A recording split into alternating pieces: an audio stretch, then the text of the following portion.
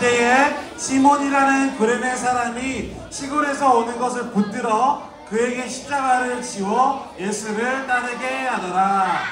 자, 오늘 말씀을 한번 나눠볼 텐데요. 자, 우리 옆친구랑 인사하겠습니다. 옆친구랑 인사할 때, 자, 필사한다고 고생했어 하고 인사하겠습니다. 자, 필사하느라 고생했어. 수고했어. 고생했어. 아, 너무 잘했습니다. 진짜 너무 잘하셨어요. 훌륭해요. 훌륭해요. 전사님 경험상 이렇게 많은 인원이 한꺼번에 한 거는 처음인 것 같아요. 원래 한 100명 중에 5명 기대하는데, 아, 여러분들 훌륭한 사람들입니다. 자, 오늘 우리가 나눌 말씀의 제목 한번 같이 읽어볼까요? 자, 시작! 억지로 죄인 십자가. 자, 우리 6학년 선물 받은 거 집어넣으시고, 선물 받은 거 집어넣으시고, 나 마음이 급해. 빨리 할 테니까 잠깐만 확 집중해 봅시다. 자, 오늘 억지로 진 십자가라는 제목으로 우리 부활절 말씀을 한번 나눠보려고 해요. 이 말씀을 나누기 위해서 오늘 누가복음에 나온 23장 26절의 배경을 한번 나눠보려고 하는데, 여러분, 유대인들한테는 이런 소망이 있대요. 어떤 소망이냐면 두 가지 조건이 필요해요. 6월절이라는 절기에 예루살렘 성전에 있는 그 하나님의 성전에 가서, 솔로몬의 성전에 가서 예배를, 하나님께 예배를 드리는 게 유대인들에게는 매년 있는 가장 큰 소망인 거예요. 마치 좀 비유를 하자면, 여러분, 우리 성탄절 되면 어디 오죠? 교회 오는 것처럼, 손구영신 때 교회 오는 것처럼 유대인들에게는 6월절에 예루살렘에서 예배를 드리는 게 정말 중요한 소망이자 바람이었어요. 그래서 6월절에는 그들은 여기 모인 군중들처럼 반드시 예루살렘으로 향합니다. 마치 우리가 예배를 기억하고 매주 오는 것처럼 어떻게 보면 굉장히 소박한 꿈이겠지만, 또 누군가에게는 이 소박한 꿈마저 어려운 사람들이 있었어요. 모든 유대인들이 이거를 꿈꾸지만, 예루살렘에 가서 6월절 예배를 드리는 거 꿈꾸지만 누군가는 이 예배의 자리조차 힘든 사람들이 있었어요. 우리는 그 사람들을 뭐라 부르냐면 디아스포라 유대인이라고 불러요. 여러분 들어봤어요? 디아스포라 유대인? 디아스포라 유대인이라는 건 처음에는 유대 지역에 살았어요. 이스라엘 지역에 살았는데 여러 가지 이유로 이스라엘, 유대, 이 팔레스타인 지역을 떠나서 당시 로마라는 강력한 나라가 지배하던 이 지배한 영역들, 지중해를 둘러싸고 있고 또 북아프리카, 중동아시아 지역에 고향을 떠나서 여러 가지 이유로 고향 이스라엘을 떠나 사는 사람들을 디아스포라 유대인이라고 불렀어요. 그래서 그들에게는 이 이스라엘 안에 사는 유대인들과 다르게 이 디아스포라 유대인들에게는 6월절 예배를 드리러 가는 것, 그리고 그냥 예배가 아니라 6월절 예루살렘의 예배를 드리는 건 그들에게는 소박한 꿈이 아니라 정말 간절하고 어려운 꿈이었어요.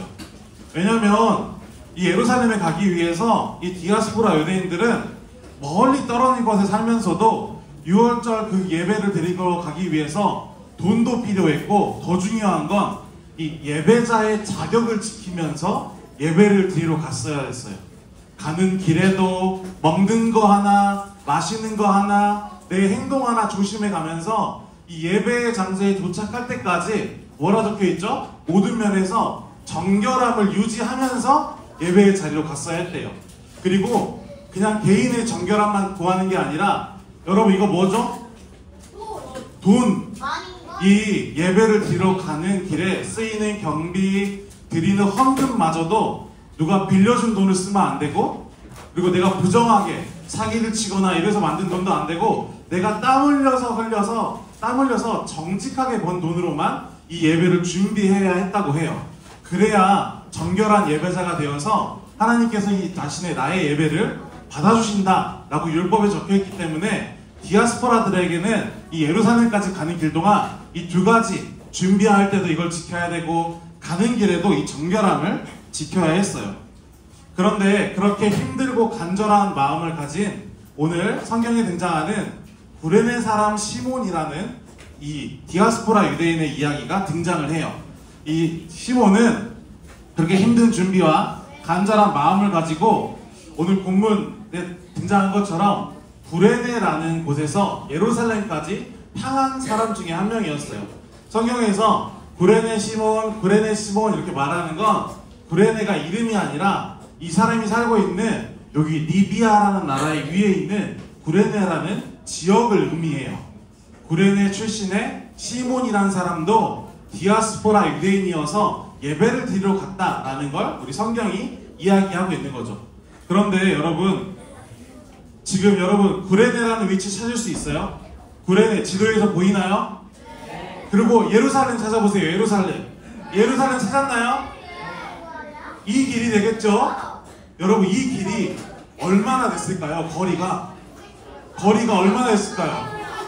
500km? 500km? 1000km? 1000km? 1500km? 1500km?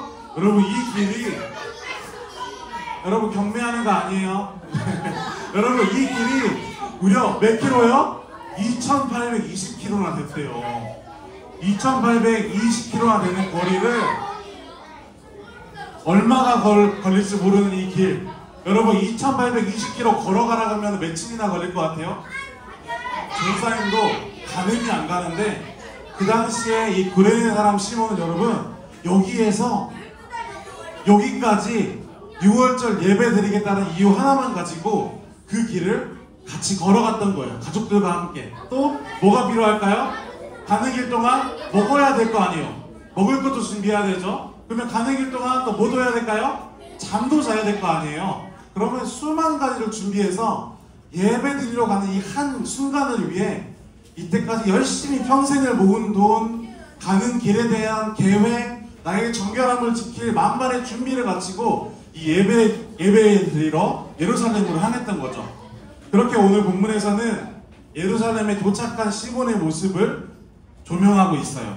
이렇게 도착한 예루살렘, 6월절 예배를 기대할 수 있는 수많은 사람들이 몰려와서 이 북적북적한 이곳에 사람들이 어떤 한 곳에 모여가지고 길을 걸어오는 한 사람을 쳐다보고 있는 걸 시몬이 바라보게 돼요. 누구였을까요? 그 길은 맞아요. 우리가 잘 아는 것처럼 예수님이 자신이 짊어진 십자가를 짊어지고 이 길을 걸어가고 있었어요. 근데 이 길을 걸어갈 때 군중 속에 있던 시몬은 이 군중들이 하는 험담도 들었을 것 같아요. 어쩌면 시몬도 그 사이에 들어가서 아우 6월절인데 무슨 죄를 졌길래 저렇게 벌을 받겠어. 아우 나 괜히 저 사람한테 피해받아가지고 내가 정결함이 깨져서 예배 못 드리는 거 아니야? 라고 하면서 사람들은 예수님을 바라보면서 손가락질도 하고 멀리 피하기도 하고 불편한 표정으로 막 바라봤던 거죠. 수많은 고문과 채찍질로 지치고 이 상해버린 몸을 이끌고 예수님은 십자가를 짊어지고 걸어가셨던 거예요. 왜 그랬냐면 당시 로마 사람들은 유대인들을 처형할 때, 특별히 십자가형을 할 때 십자가를 지고 여러분 가까운 길로 빨리 처형장으로 보내는 게 아니라 번화가를 한 바퀴 크게 돌게 했대요. 왜 그랬을까요? 걸어가면서 사람들에게 위압감을 주기 위해, 하나의 공포감을 주면서 이 로마의 지배를 더욱더 곤고히 하기 위해서 이 번화가를 예수님을 걸어가게 했던 거예요. 그런데 여러분 이 십자가 얼마나 무거웠을까요? 여러분 어떻게 생각해요? 십자가 얼마나 무거웠을까요? 아쉽게도 저보다 가벼운 것 같습니다. 네. 여러분 그때 십자가가 70에서 100kg 정도 했대요. 그러니까 사람 체형에 따라서 좀 달라지겠죠? 70에서 100kg 정도 했는데 예수님이 짊어지고 걸어간 거리가 몇 미터라고요? 600m래요. 몸에 70kg, 100kg의 짐을 지고 건강한 몸도 아니에요. 다치고 찢기고 힘든 몸을 가지고 600km를 걸어가셨던 거예요. 600m 미안합니다. 아우 죄송합니다. 600m를 걸어가셨던 거예요. 그러면 여러분 어떨까요? 예수님 지금 상태가 어땠을 것 같아요? 멀쩡하실까요? 한 바퀴 더 이러실까요? 아니겠죠? 너무 힘드셨을 거예요. 너무 지치고 힘든데 그 순간 예수님이 더 이상 발걸음을 걷지 못하고 그 자리에서 십자가를 놓치면서 쓰러지셨던 거예요. 십자가를 놓치면서 사람들이 비난하는 그 비난 가운데 쓰러집니다. 그런데 여러분 오늘 본문에는 쓰러진 장소가 어디라고 표현을 하냐면 시몬이 지켜보고 있는 이 근처에서 예수님이 쓰러지셨던 것 같아요. 사실 이 시몬에게 톱나무 밑에 깔린 예수라는 이 죄수를 바라보며 로마 병정과 사람들은 야유를 했고 사람들도 손가락질을 했을 거예요. 그때까지만 해도 시몬에게도 이 십자가는 자신과는 전혀 상관없는 일이었어요. 나랑은 아무런 관련이 없는 그런 일이었어요. 로마 병사들이 쓰러진 예수님을 다시 일으키려 했지만 너무 지쳐버린 예수님을 보고 누군가를 시켜서 이 십자가를 대신 짊어지게 해야겠다 라고 생각을 합니다. 그리고 주변을 돌리다가 여러분 누굴 찾았을까요? 맞아요. 불행에서부터 힘들게 걸어온 시몬과 로마 병사가 눈이 딱 마주쳤던 거예요. 그래서 로마 병사가 위협을 하면서 허리춤에 찬 칼, 멋진 갑옷을 앞세우면서 너 와서 빨리 십자가 대신 짊어지어. 시몬이 안 돼요 저 진짜 예배드리러 왔단 말이에요 라고 얘기했지만 로마 병사는 다시 한번 위협을 하면서 시몬에게 강제로 이 십자가를 짊어지게 합니다. 여러분, 우리가 시몬이 어디서 왔다고요? 구레네라는 데서 왔어요. 구레네에서 예루살렘까지 몇 킬로라고요? 2820km래요. 그리고 이 오는데 평생의 돈을 모으고 2800km의 길을 조심조심 한번 걸어왔는데 이제 눈앞에 성전이 있어요. 내가 저기만 들어가면 내 평생의 소원이었고 내가 평생에 소망했던 그 예배의 자리로 들어갈 수 있는데 어떤 상황이라고요? 피가 가득 묻어있고 죄인이라고 손가락질 받는 한 사람의 십자가를 강제로 짊어지게 됐던 거예요. 시몬의 마음에 여러분 이런 마음이 생기지 않았을까요? 왜 하필 나일까? 이렇게 군중이 이렇게 많은데 왜 하필 내가 지목당한 걸까? 시몬은 그런 생각을 했을 거예요. 시몬의 마음이 무너집니다. 병사의 강압과 두려움에 그토록 고대하던 유월절 제사를 앞두고 이 부정한 죄인의 피가 가득한 이 십자가를, 부정한 십자가를 몸에 짊어집니다. 그 피가 그의 옷에 묻고 십자가를 손으로 만짐으로 그가 평생에 꿈꿨던 그 소망이 한순간에 물거품이 되어버린 거예요. 왜냐하면 예배를 드릴 자격을 그 순간 시몬은 박탈당하게 됩니다.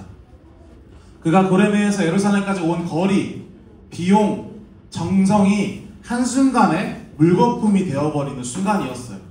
시몬이 자신이 예루살렘에 와서 이 죄인의 십자가를 들 거라고 상상이나 했을까요, 여러분? 나 이렇게 열심히 갔는데 눈앞에서 이게 모두 물거품이 되겠지? 라고 상상이나 했을까요? 왜 하필 나일까?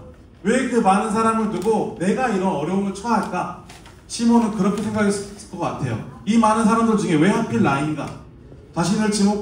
처음에는 자신을 지목한 로마 병사에 대한 분노가 생겼겠지만 이 칼날은 이 병사에게서 어쩌면 예수님을 향했을지 몰라요. 왜 하필이면 내 앞에서 쓰러져서 왜 그거 하나 짊어지고 못 가서 내 평생의 소원을 무너뜨리나. 억지로 진 이 십자가 때문에 시몬은 평생에 꿈꿨던 소망과 꿈이 무너졌던 거예요. 억지로 진 십자가 때문에 시몬의 꿈과 소망이 무너졌습니다.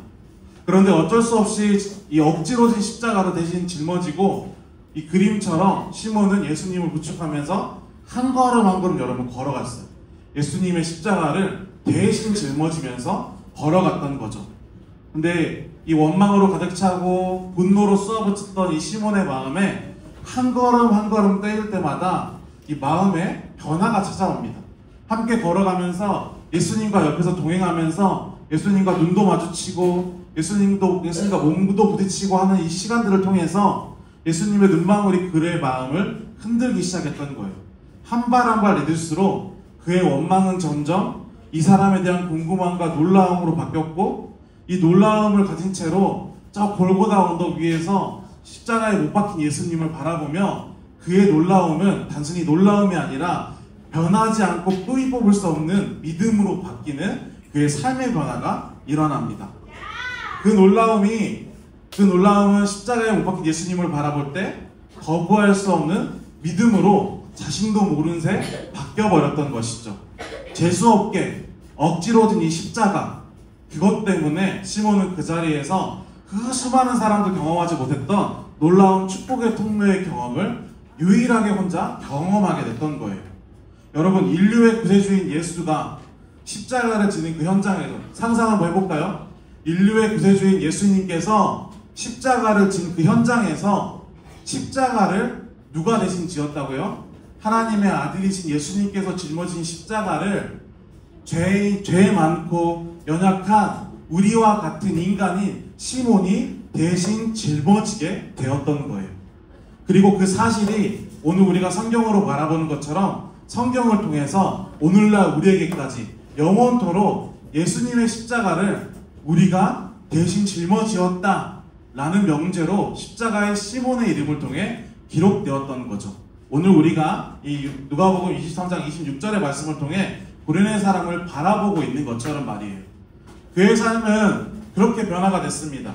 종교적인 의례나 형식을 지키기 위해 믿음과 신앙을 지키는 그런 사람들, 시간과 때, 장소를 정해서 그저 거기 가면은 구원 받겠지, 거기 가서 예배 드리면 내가 변화되겠지 라고 바라봤던 사람들과 다르게 우리의 죄를 용서하시고 또 그 용서뿐만 아니라 부활하셔서 이 믿음을 믿는 모든 이들에게 구원을 전사하시는 하나님의 은혜에 직접적으로 동참한 순례자로 왔지만 전도자로 변화되는 시몬의 삶이 오늘 누가복음에 기록되어 있던 거예요.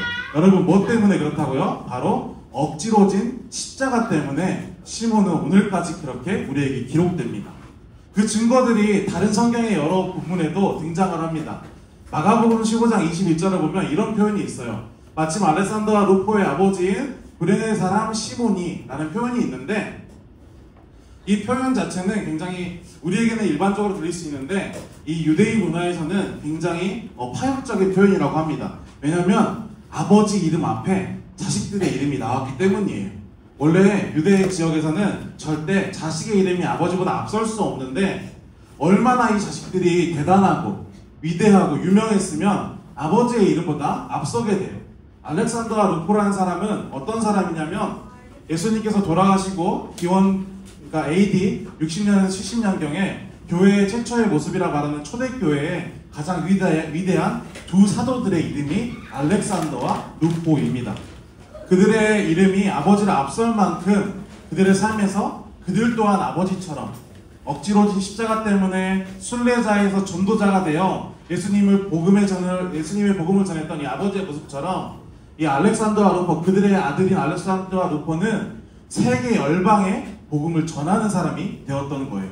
또 우리가 너무나 잘 알고 있는 로마서 16장 13절에도 바울이 이런 고백을 합니다. 주 안에서 택하심을 입은 루포와 그의 어머니에게 문안하라. 그의 어머니는 곧 내 어머니니라. 아까 루포가 누구의 아들이 됐죠? 구레네 사람 시몬의 아들. 즉 바울은 이 루포가 주 안에서 택하심을 입은 사람임을 고백함과 동시에 그의 어머니를 나의 어머니처럼, 바울 또한 위대한 사도인데 그 루포의 어머니가 나의 어머니처럼 모실 것을 말하는 정도로 이 시몬의 집안에는 큰 변화가 일어났던 거예요. 억지로 진 십자가, 그때는 재수 없다고 나는 가장 큰 피해자라고 생각한 그 십자가로 인해서 이 구레네 사람 시몬의 집안에는 엄청난 기적이, 수많은 변화들이 일어났다는 거예요.